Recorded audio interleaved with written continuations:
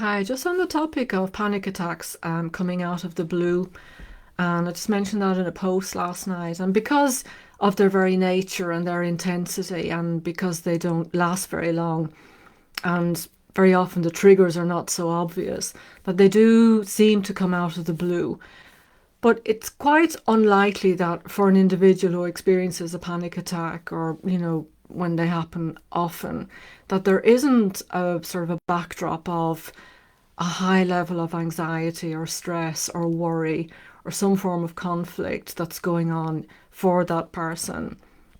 So their baseline anxiety level may actually be quite high, so that when there's, something more emotional stress or worry that happens, then that just tips it over and creates that sort of like fertile ground, if you like, for a panic attack to potentially occur, because they're a little bit more, and this can happen subconsciously, a little bit more on guard, if you like.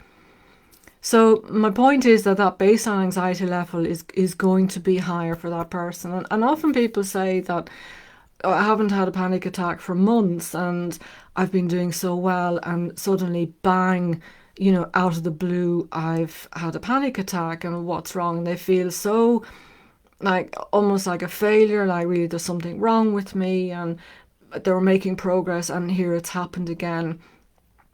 It's what probably happens is that for that person, their baseline anxiety may have dropped a bit during the period when they've been fine, and for them that might be their normal, but there's still a high level of, if you like, what I say, the baseline anxiety is still quite high for that person, but it's their normal, if you like. So there's still constant worry, stress, anxiety, or conflict going on, and then that extra overload that tips it into a panic attack.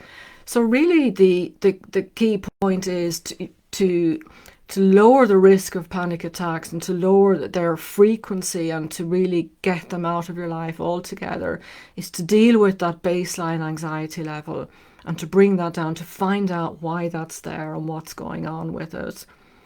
So to create a new sort of normal for that person where that anxiety level is down, where it creates a calmer life for them, so that the risk of a panic attack is massively reduced. So it really is about bringing the overall level down for the individual.